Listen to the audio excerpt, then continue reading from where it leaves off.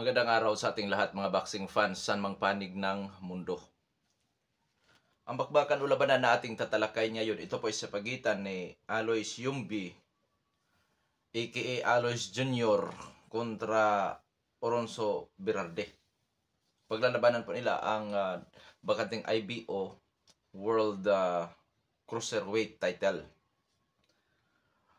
Gaganapin ang bakbakan sa York Hall, Bethnal Green, United Kingdom. So, dayo po si Oronzo Berarde dito sa labanan na ito. Sa bakbakan na ito, tayo pa ay magayag na sarili nating fight prediction, comparison at analysis. Kung saan doon pa po lamang sa ating gagawing comparison, detalyado po na inyong malalaman kung saan niya ba naging yamado, saan naging dihado itong magkabilang panig. At malaki ang tsansa na kayo po ay makakakuha ng idea kung sino po ang inyong papaboran na sa tingin po ninyo ay may malaking tsansa sa panalo dito po sa turang bakbakan. At inaanyayahan ko rin po kayo na panoorin ang buong video at nasa ganun makapag-desisyon kayo. Maaaring ang inyong desisyon ay pabor o taliwas ito sa aking prediction o pananaw sa laban. Ngunit ang mahalaga ay ang makapag-desisyon po kayo. Dahil sa nabanggit ko nga na magkaroon tayo ng comparison, marapat lamang natin munang alamin ang mga background dito sa magkabilang panig mula sa kanilang physical na appearance, eksperyensya o karanasan sa laban, maging sa kanilang mga taglay-taglay na skills o mga galawan. Dahil yan po ang ating gagamitin na referensya sa gagawin naman nating comparison. Pero bago natin ito simulan, para po sa mga boxing fans na bago pa po lamang napadpad dito sa ating munting channel, inanyahan ko po kayo na sana supportan mo sa pamamagitan po ng pag-subscribe, like, and share. At para po sa mga boxing fans na walang sawa na sumuporta at sumubaybay dito sa ating munting channel, taos puso po ang nagpapasalamat sa inyong lahat. Wala pong dong sports PH kung wala rin po kayo mga idol. Kaya naman, hindi na natin ito patagalin pa at simulan na natin at unahin natin sa panig ni Oronzo Berarde ng Germany. German ito mga idol. As a pro boxer, may impresibo kartada po itong si Oronzo Berarde. 8 wins with 6 wins coming by way of knockout undefeated. May edad na 24 anyo sa height 6 foot and 1.5 inches. Orthodox ang kanyang stance, knockout ratio 75%. Mga idol, sa aktual na laban, nagso-switch stance ang boksingirong ito. Purong epektibo, mag-south po siya or mag-orthodox. Last fight, May 11, 2024, nakasagupan ito si Milan Volkovs. Panalo by points itong si Oronzo Berarde, 8 rounds. Karanasan o eksperyensya ni Oronzo Berarde. Mga idol, sinuri ko po ang maraming website kung ito ba ay dati lumalaban sa amateur or sa Olympics. Wala po tayong natagpuan. So, diretso tayo sa kanyang karanasan as a pro boxer. Magngalan tayo ng dalawang individual na dati niyang nakalaban na kung saan kung ikumpara natin sa kanya, masasabi natin mas eksperyensyado or mas veterano ikumpara sa kanya. So, nanguna si Israel Dofos at si Milan Volkovs. Kung saan para sa akin, yan po ang pinakamatindi na kalaban niya, nakapagbibigay iyan sa kanya ng magandang karanasan. So ngayon dadako tayo sa skills nitong si Oronzo Berarde. Mga idol, pangkalahatan para sa akin, boxer puncher. Pressure fighter style, defensive style, lumalaban sa brulan o toto na bakbakan, may counter punching style. May pabugso-bugsong sugod ito, in and out, yan. Marami kung bumabato ng suntok, taglay ang power, timing at accuracy.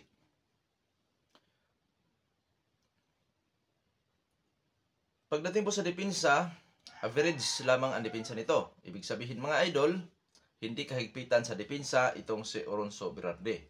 May mga buta sa depensa ang boksingirong ito. Ngayon sa panig naman ng taga-United Kingdom. Although itong si Alois Yumbi ay Cameroonian, pero siya po ay residente na sa bansang United Kingdom, so taga-do na siya mga idol. As a pro boxer, may impresibo kartada itong si Yumbi. 7 wins, all wins coming by way of knockout, may isang talo, ngunit wala pang naitang tabla. Sa kanyang unang talo, sa puntusan lamang po ito natatalo at nangyari po iyan sa kanyang pro debut. Ibig sabihin mga idol, unang sampa niya sa pro boxing, natalo siya kaagad. At bumawi siya ng 7 panalo sa pamamagitan po ng knockout, technical knockout. Ganun po kadelikadong kalaban si Alois Yumbi. May edad lamang ito na 21 anyo sa height 6 foot flat. Orthodox ang kanyang stance, knockout ratio 100%. Last fight, April 20, 2024, nakasagupa niya ang veterano na si Pablo Oscar Natalio Farias. Panalo by 4th round knockout si Alois Yumbi. Ngayon dadako tayo sa kanyang eksperyensya o karanasan. Sinuri ko rin po kung dati ba itong lumalaban sa amateur, kung dati ba itong lumalaban sa Olympic, wala po tayo natagpuan. So diretso tayo sa kanyang karanasan as a pro boxer. Pinakamatindi na kalaban nito mga idol, si Pablo Oscar Natalio Farias, na may kartada si Farias na 36 wins with 6 losses lamang. At yan po ay doon sa super middleweight division, WBO Latino. Itong si Farias. So, yan po ang pinakamatindi na kalaban nga nitong si Alois Yumbi. At siyempre, ang tumalo sa kanya na si Mikhail Suzeski o Susiznovsky. Yan po ang mga matinding kalaban nitong si Alois Yumbi. Skills, pangkalahatan po, boxer puncher din para sa akin. Pressure, fighter style, defensive style, lumalaban sa brulan, may counter punching style. Masipag ito kung bumabato din ang suntok, taglay ang power, timing at accuracy. Pero malimit natin nakikita itong si Alois Yumbi sa defensive style, back pedal, moving around sa kanyang katunggali. Sa depensa, average lang din po. Malimit natin nakikita. Weaving, cover sa panga, footwork na kung saan side to side, in and out. Sa close range, doon natin nakikita na delikadong makounter si Alois Yumbi. Lamang masasabi natin parehong may tibay ang dalawang maglalaban. Bakit? Hindi pa natin ito nakikita nagugrogi, hindi pa natin ito nakikita na papagsak. So ibig sabihin parehong may tibay. Pagka sinasabi naman natin parehong may tibay, hindi sa lahat ng pagkakataon madala ang tibay na yan. So mga idol, malaking pagsubok ito sa magkabilang panig. Ngayon dadako na tayo sa ating gagawing comparison. Sa ranking po sa pangbuong mundo, out of 1,305 na mga boksingero na nasa cruiserweight division, pang 59 sa ranking si Alois Yumbi, pang 60 naman itong si Oronzo Berardi. Ganon lang sila ka-close, ganon lang sila kadikit. Ngayon, sa kanilang physical na appearance, mga idol, sa paramihan ng laban, so pareho pa lamang sila. Isang laban lang po ang pareho pa lamang. Na may labang 8 sa professional boxing. Sa edad, 21 anyos si Yumbi, 24 anyos si Oronzo Berardi. Sa edad na 21, sinasabihan na wala pa talaga sa kanyang peak sa pagka-prime. Si Oronzo naman ay malapit na mag-peak sa kanyang pagka-prime. Kailan ba maging matatawag na peak prime ang isang boksingero? Ayon po sa mga eksperto, magsimula daw ang peak prime sa isang boksingero or sa isang atleta sa edad na 25 anyos. At pinakadulong prime na doon sa 35 anyos. Tapos pagka edad 36 anyos, kalilipas sa prime. Pag sabing 37 years old, lipas na talaga sa prime. Yan po ang ng mga eksperto. So wala pa sa prime ang dalawang maglalaban. Sa height, reach, power, kung sino ang may advantage, mas matangkad po ng 1.5 inches si Oronzo Berardi. Ngunit bawi naman sa power si Alois Yumbi na kung saan may 100% knockout ratio nga po ito. Pero mga idol, hindi pwedeng maliitin ni Yumbi ang knockout ratio naman ni Oronzo Berardi dahil umaabot po sa 75%. Ibig sabihin lamang nito, labanan ng knockout artist. Labanan ito ng knockout artist, parehong mataas ang kanilang knockout ratio magkabilang panig. Pero nandito tayo sa comparison, so lamang po si Alois Yumbi dahil 100%. Wala pang umabot sa suklo ng round sa kanyang mga nakalaban. Ngayon, sa karanasan, 50-50. Pareho sila ng karanasan mga idol. Sa skills, parehong boxer puncher, so 50-50. Pero sa totoo, may gusto kong moves nitong si Oronzo Berardi. Magalaw ito mga idol. Magalaw ikumpara kay Alois Yumbi. Itong si Berardi. Pareho masipag bumato ng suntok. Pero mas gusto kong moves nitong si Oronzo Berardi. Pero sa comparison kasi parehong boxer puncher, mga idol, so nakadepende na po yan sa diskarte, sa kanilang strategy, kung kaninong diskarte o strategy ang magiging epektibo sa bakbakan na ito. So 50-50. Ngayon, dadako na tayo sa ating kung sino ba talaga ang yamado. Mga idol, isama na rin natin ang dako na pagdadaosan sa laban.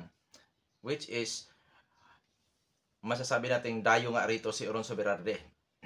Dahil doon gaganapin ang bakbakan sa United Kingdom na kung saan residente itong si Alois Yumbi. So dyan mga idol, lamang sa height si Berardi, lamang sa power si Alois Yumbi. At doon gaganapin ang bakbakan sa bansa ni Alois Yumbi na kung saan doon siya nakatira. Yun nga. So, kung nasa neutral ground lang sana ito, 50-50 para sa akin. 50-50 lang po talaga ito para sa akin. Wala akong nakitang kahinaan sa magkabilang panig. At dahil sa dadayuhin nga ni Oron Soberardi si Alois Yumbi, so yun ang disadvantage ni Berardi pagdayo, kasi mga idol, alam nyo na ang ibig kong sabihin kung di niya magawang knock out itong si Yumbi, at kung ang labanan na ito ay mawi lamang sa closed fight ticket sa scorecard, alam nyo na ang mangyayari kay Oron Soberardi. Delikado siya sa hometown decision, favoritism, politics. Di na nakawala sa boxing yan. So, dito, sa disadvantage naman ni Alois Yumbi, yung hindi siya sanay sa pangmatagalang laban. Although yan ay optional, mga idol, pero may posibilidad. Optional nga, so may posibilidad din na dahil sa hindi sanay sa pangmatagalang laban, delikado itong mapapagod sa later rounds at delikadong ma-knockout kasi pagod. Unlike dito kay Oron Soberardi na sanay sa pangmatagalang laban, at sa huli nga ang laban nito ay nawi lamang sa putusan ang naging hatol ng mga hurado. Pero ganoon pa man, optional po yan dahil ang stamina o hangin ay kayang kayang punuan sa preparasyon at siyempre sa ensayo, mga idol. So optional po yan ang sinasabi kong posibleng disadvantage sa Alois Yumbi. Oo. So ngayon, sinong Yamado, Kuya Dong Sports, ang kulit mo?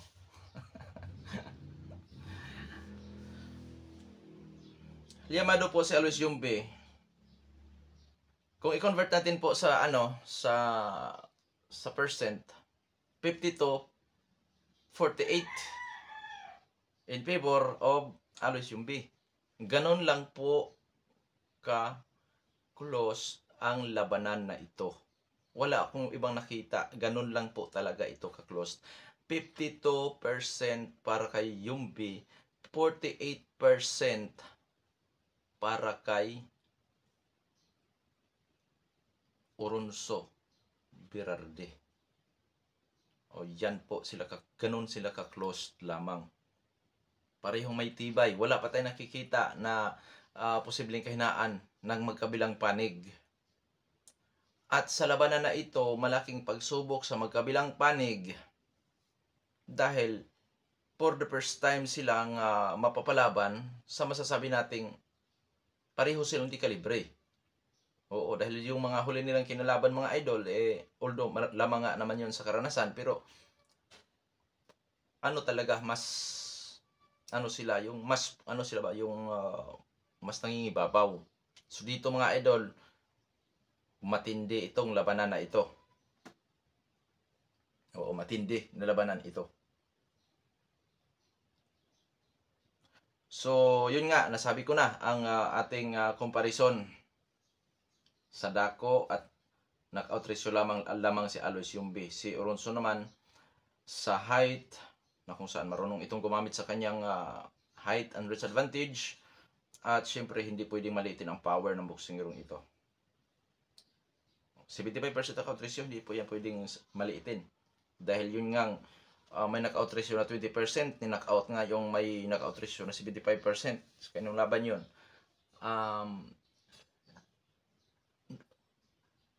Nonchinga at saka si Coriel, unang laban nila, 20% ang knockout ratio ni Coriel, 75% knockout ratio ni Nonchinga. Knockout si Nonchinga sa unang paghaharap. So mga idol,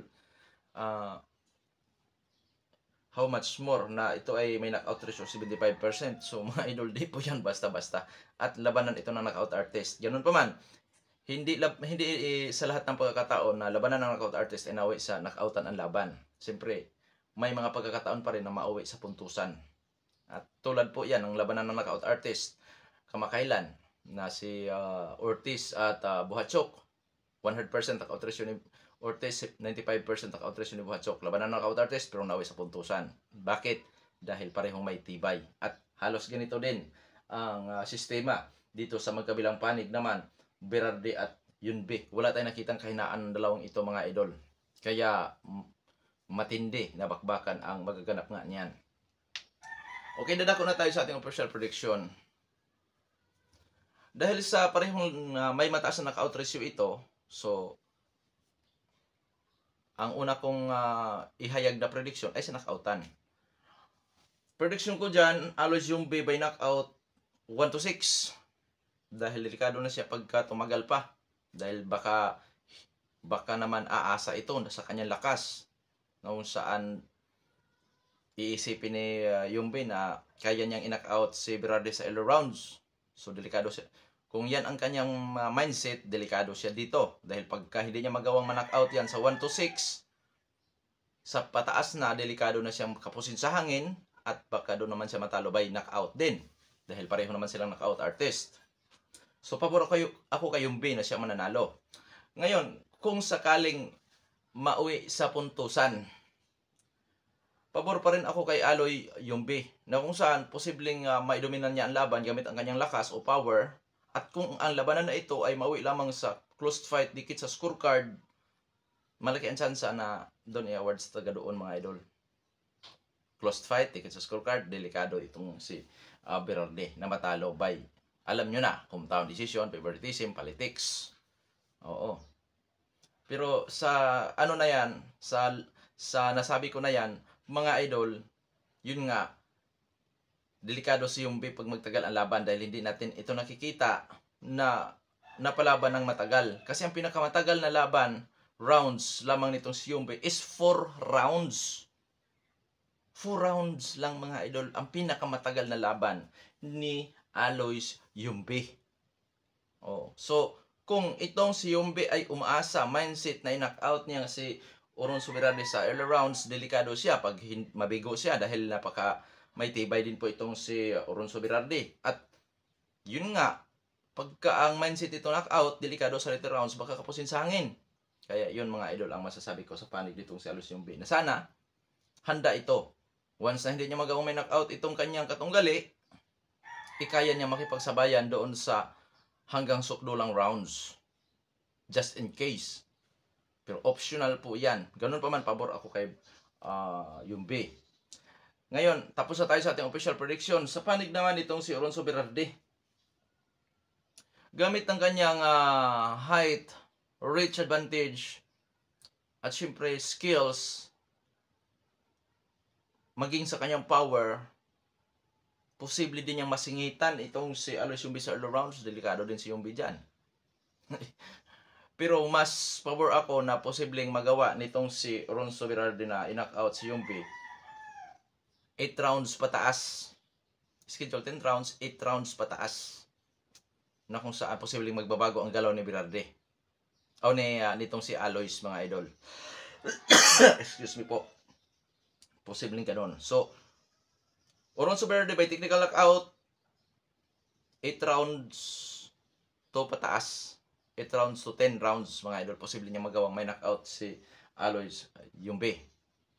At kung sakali, dahil sa posibleng pareho may tibay nga naman ang dalawang boksingero at posibleng mawi lamang sa puntusan ng bakbakan na ito, sa panig ni Alois Yumbi, dahil siya ay dayo, dapat magiging dominante siya sa laban. Ang tanong, may kakayahan bang maging dominante sa laban itong si Oronzo Berardi? Oo. Oo. May kakayahan itong maging dominante sa laban. Napakasipag nito kung bumabato ng suntok, taglaing power, timing at accuracy. At sa skills naman silang dalawa ay hindi magkakalayo. So may posibilidad po na makalamang sa puntusan si Oronzo Berardi. Kaso lamang mga idol, kailangan talaga niya na maging dominante. Maging masipag. Kung masipag man siya sa laban niya kay Milan Volkovs, dapat times 2 ang kanyang gagawin dahil dayo po siya dito sa laban na ito. Times 2 kasipag ang kanyang gagawin. Ibig sabihin, round by round dapat niyang maidomina ang laban. At nang sa ganun mga idol, kahit papaano, posible niyang maano ang mga hurado, kumbinsi na siya ang papaboran sa panalo. May chance bang manalo si Oronzo Berardi? Oo naman. May chance po talaga ito. Katunayan, halos 50-50 nga lang ang dalawang maglalaban. Kaso yun nga, dayo siya. So ginawa kong 50-48 in favor of Berardi sa comparison natin. So, ibig sabihin may laban po talaga si Ronzo Berardi sa bakbakan na ito. Knockoutan o puntusan mga idol. Hindi kagulat-gulat na manalo ito. Kaya abangan natin kung ano ang magaganap sa bakbakan na ito. Sa tingin ko, maaksyon na labanan ito mga idol. Hanggang dito na lamang, ito Pandong Sports PH. Maraming salamat po.